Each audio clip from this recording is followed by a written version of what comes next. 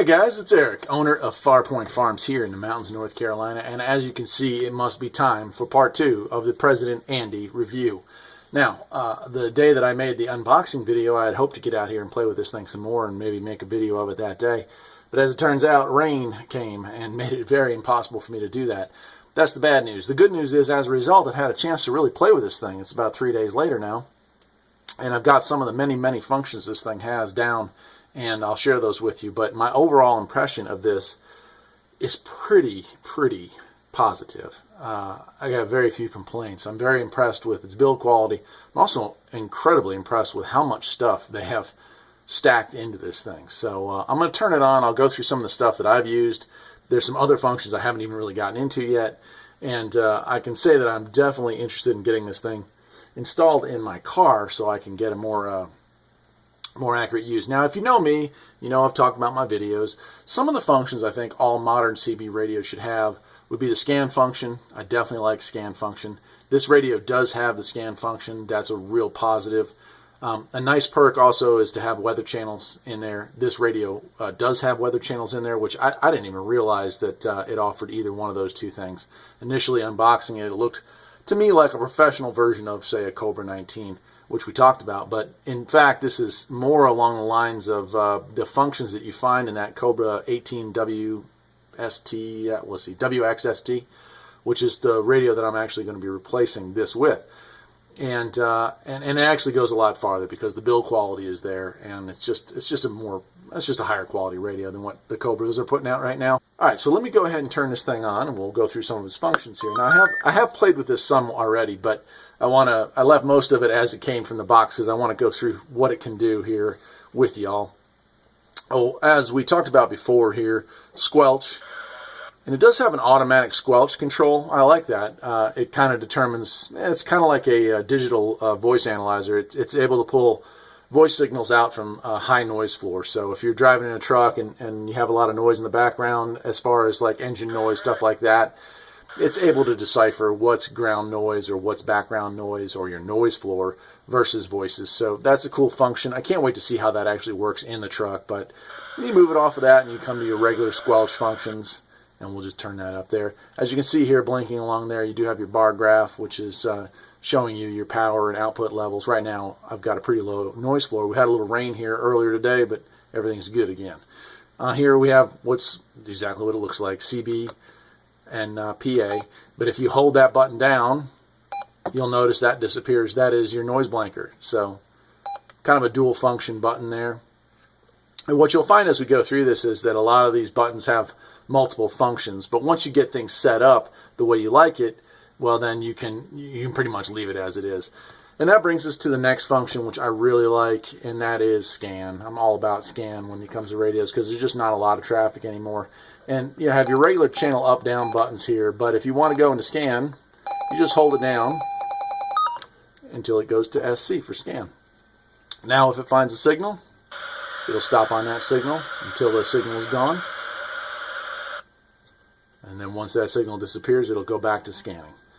Really nice. I like that function. As I'm sure all of you know, I'm a huge fan of modern radios having scan because basically, well, there's just not a lot of traffic on the radio anymore, is there? But it's nice to be able to pick it up when it comes through.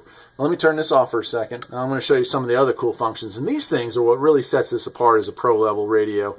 And I know the one thing that probably all of you are complaining about right now is, man, that beeping sound is the same problem the 980 has. Not so. On this, if you hold down the button and turn it on, you'll see it says BP off. And now the beep is gone. So it's that simple to remove the beeping sound. I had it turned on because I wanted to make sure to show all y'all that one. But here's where another really cool function that I like. Now, I'm kind of geeky. You know, some people don't like Roger beeps, but I'm all about Roger beeps. I had a radio with a Roger beep, in the mic for ages. That old unit in Grant of mine had the Roger beep mic attached to it for ages, and I really like that function. This is just a 4-pin mic, so you could get a mic that had Roger beep, but Andy USA was nice enough to include that. You can activate or deactivate it by simply holding down that button, turning it on. Now it says RB on. You see the little emblem there? Now when I key down,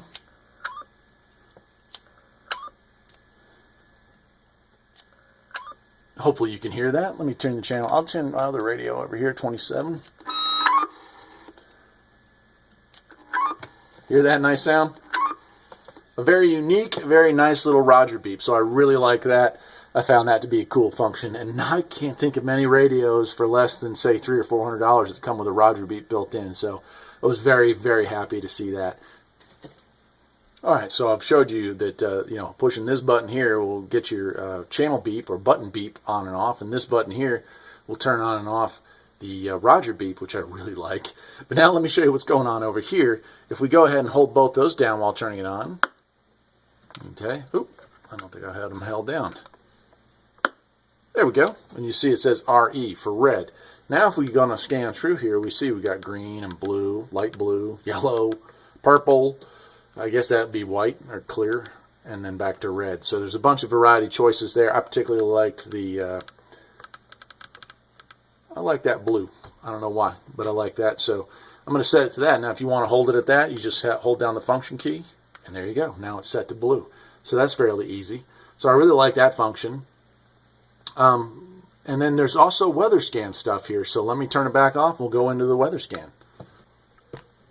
Alright, so to get into your weather mode on this thing, you can turn this up here, right, so it's on. I want to hold down the function key until that little F lights up, and then I'm going to hit the up arrow. Oop, I didn't hold it long enough. There you go. And now I'm in weather mode. And you can go through them.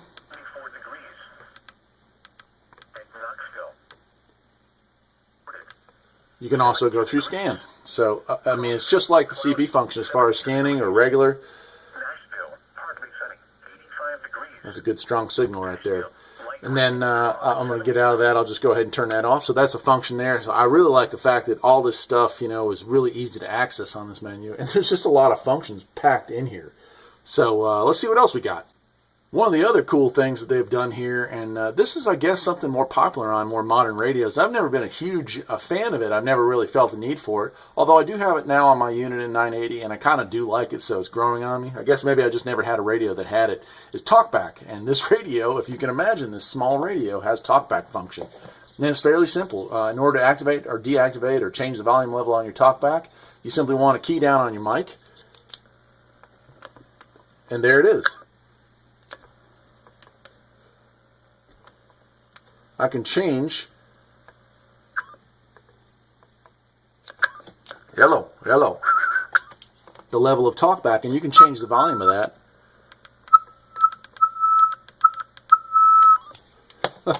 Hello, there you go. See, it gets louder and louder, and I can turn it up a whole lot louder than that, but I won't go crazy with it because I'll get that ringing in my ears. But yeah, can you believe it even has talkback? And to turn it on and off is simply key down your mic and press the button again, and it goes away. So it's pretty simple. Yeah, you can hear it ringing. Hello. But there you go. It's that simple to adjust. And I'll turn that back off for now. But yeah, a lot of guys in big rigs, they like to have the talkback. Helps them hear how they're sounding going out. I know there's a lot of noise in those cabs, so I can totally understand wanting to have that. And the President offers that too. So let's move on. Okay, just so you know how to reprogram the emergency. So, from the factory, it's going to be set to 9, but I'd rather have it on 19. So I'm just going to push that. Now it's saying channel 14 is my emergency channel. I'm going to hold that down. Now you see the emergency light is flashing. Change that to 19. And then I'm just going to push it again. And now I've changed that to 19. So I can change it to whatever. And then when I hit that, it goes back to 19. So if you have a local channel that's, popular channel, or you just want to monitor road traffic, this emergency button is kind of like a 919 button, but it's more versatile since you can store just about any address you want in there. So I really like that function as well. I think I've covered most of the things that this thing can do. Obviously, there's a lot going on here. The fact that it has a Roger beep is probably my favorite function of all time. The fact that you can change the colors to fit the color combination of the interior of your car is also really cool. And the fact that it's super compact and gets all this stuff done is really nifty. So I have made some contacts locally, and unfortunately today is kind of not skip rolling. A lot of rain outside, so I'm not going to try to do anything with it here. But the next video, part 3, the final video of this, I'm going to have this thing installed in my car, and we'll do some range tests. I've got the new SolarCon Max 2000 antenna here at the house, and we'll set a camera up at it, and we'll go into town and see just what kind of range and sound quality you get out of this, and play with it there. So that's it. I am Eric, owner of Farpoint Farms. That was kind of a weak thumbs up. There we go. I'm Eric, owner of Farpoint Farms here in the mountains of North Carolina. Hope you enjoyed this part 2 of the President Andy review. I cannot be more excited, and I cannot help but think that this is the start of something grand. President has really stepped forward, brought radios into the modern era, much like Uniden has done, but here's a company that's come out of nowhere and really is starting to dominate the market. So I expect more great things from President. But the fact that they took a small form factor like this and were able to do what they did, major thumbs up. I'll see y'all next time. Take care.